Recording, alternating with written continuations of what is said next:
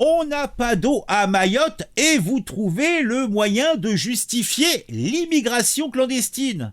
Il y a eu une passe d'armes entre la députée lyotte Estelle Youssoufa et l'insoumis Aurélien Taché. Dit la tâche. Oh, pourtant, il a l'air sérieux avec son début de moustache. On dirait presque un petit bonhomme. Ah, et la Youssoufa, elle a l'œil coquin, hein. Ah, elle doit être coquine. À l'occasion de l'audition du ministre des Outre-mer, Manuel Valls, mon Dieu, il a réussi à se trouver un ministère, celui-là. À l'Assemblée nationale, Estelle Youssoufa, rapporteur du projet de loi d'urgence visant à reconstruire Mayotte, après le passage du cyclone Chido, et le député Olifi Aurélien Taché se sont invectivés. Mon Dieu, il y a eu un échange d'armes.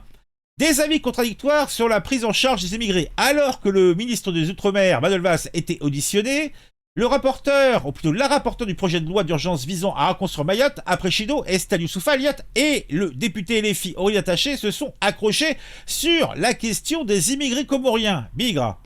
Alors qu'est-ce que ça a raconté? Ce dernier, donc le député LFI, le toqué, a rétorqué qu'il ne comprenait pas que la prise en charge des personnes en situation de grande exclusion soit différente à Mayotte que dans les autres départements de français. Si le député LFI n'arrive pas à voir les différences qu'il peut y avoir entre ce qui se passe par exemple en Seine-Saint-Denis, au plein cœur de la métropole, avec toutes les infrastructures disponibles, et une île au milieu de l'océan Pacifique, avec les difficultés de faire venir les ressources sur place, le fait que tout est plus compliqué, tout prend plus de temps, qu'il y a manifestement des problèmes simplement d'accès à l'eau sur une île plutôt que sur un territoire comme la France métropolitaine. Je dirais que ce monsieur a peut-être des questions à se poser avec son mental. Aucune situation pour lui ne justifie de laisser mourir des êtres humains, qu'ils soient immigrés ou non, a écrit Aurélien Taché dans un message porté sur X ce lundi. Donc c'est ce il a mis encore un petit coup de marteau sur l'histoire. Bon, après, quelle a été la réaction de Estelle Youssoufa? Eh bien, elle a été dithyrambique, on va l'écouter, puisque ça fait bien plaisir. On n'a pas juste d'eau, pas d'électricité, rien à bouffer, et vous trouvez le moyen de justifier l'immigration clandestine. Bah oui, mais bon, Aurélien Latache, il est dans une position dogmatique, le réel pour lui n'a aucune importance. J'aimerais... Et vraiment, je fais appel à votre intelligence. En plus, chers collègues, on est, comme Madame Voynet, d'habitude en commission des affaires étrangères, donc vous ne découvrez pas le sujet. Pendant le cyclone Chido, qui a ravagé Mayotte, où il n'y a plus rien qui fonctionne, les Comores ont été épargnés. J'ai du mal à entendre que Mayotte est plus riche. Je ne sais pas quels sont vos critères là, de richesse. Parce que nous, on n'a pas d'eau, pas d'électricité, rien à bouffer. Et vous trouvez le moyen de justifier l'immigration clandestine qui continue aujourd'hui.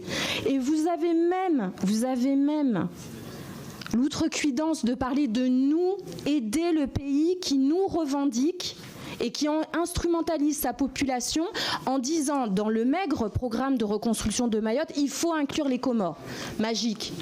Moi je sais, les mots me manquent parce que c'est tellement hors sol sur le droit du sol que, en fait, à Mayotte, on n'arrive plus à vous entendre. Non seulement vous ne venez pas, mais en plus, vous vous permettez des discours qui alimentent les ingérences étrangères sur notre sol. C'est quand même incroyable de trouver le luxe à des personnes qui n'ont plus de toit de dire continuer à accueillir. Je trouve ça d'une obscénité qui dépasse les bornes. Et si vous nous permettez d'avoir un débat qui soit respectueux, évitons cette partie-là.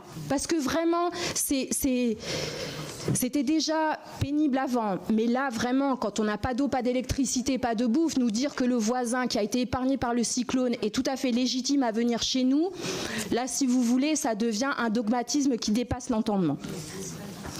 Sur la question de l'aide aux Comores. Bon, voilà.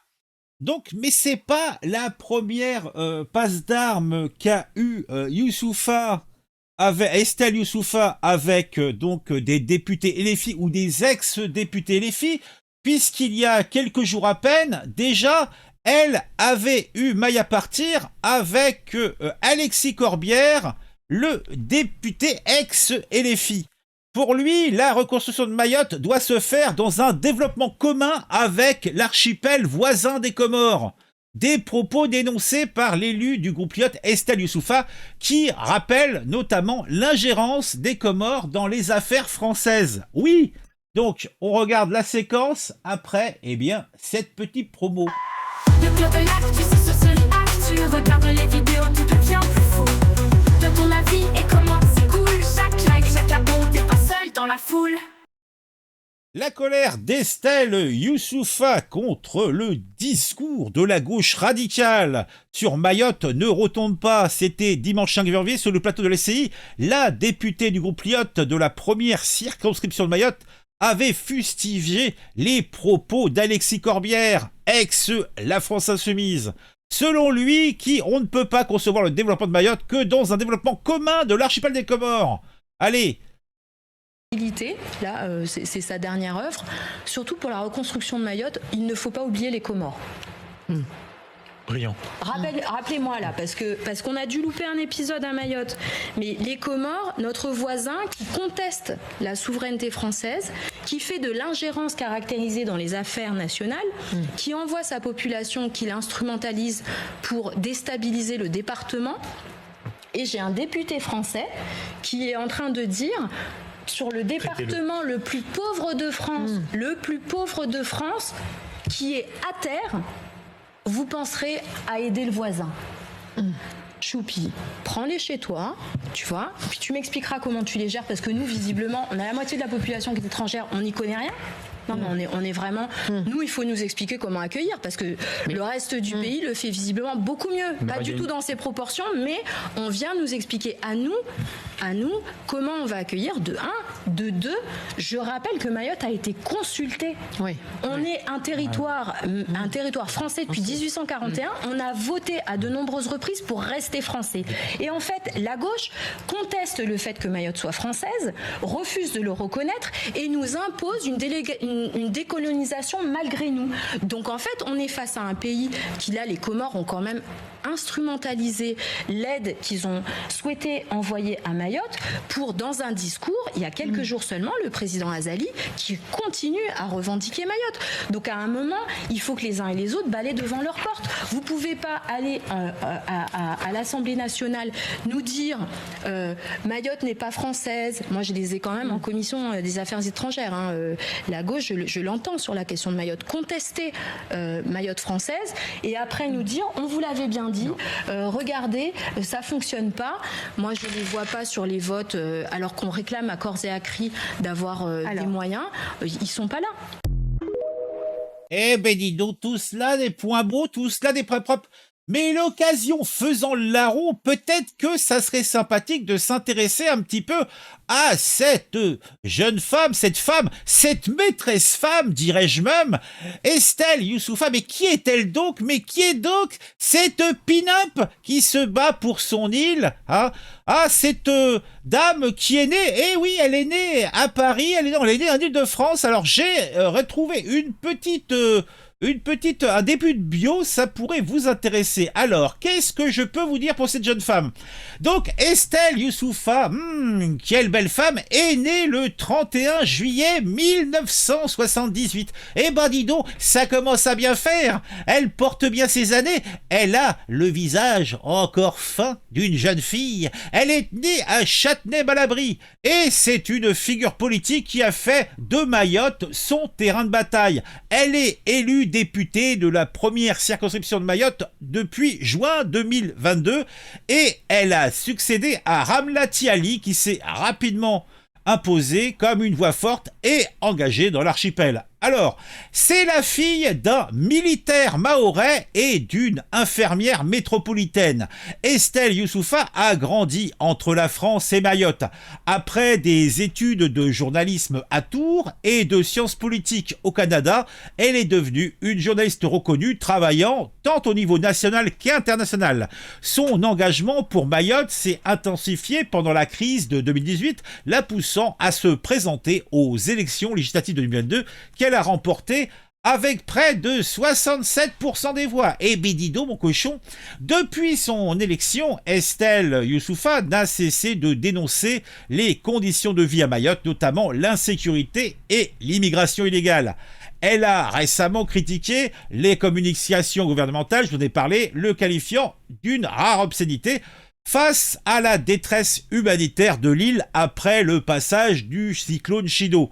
Le cyclone, je vous le rappelle, a causé au moins 35 morts et environ 2500 blessés, ce qui a plongé Mayotte dans une crise sanitaire et humanitaire sans précédent dont elle n'est toujours pas remontée.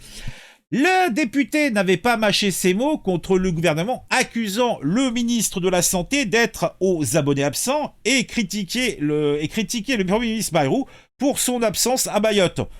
Elle a également dénoncé le manque de soutien du ministère de l'Intérieur, affirmant n'avoir reçu aucune nouvelle ou message de leur part depuis leur retour à Paris après leur petit voyage festif sur place. Donc, je vous en avais parlé, mais Estelle Youssouffa est quand même celle qui souhaite qu'il y ait une loi pour supprimer le droit du sol à Mayotte, une mesure qu'elle juge nécessaire pour lutter contre l'immigration clandestine. Elle appelle ses collègues députés à sortir des postures dogmatiques et à réinventer les politiques pour Mayotte.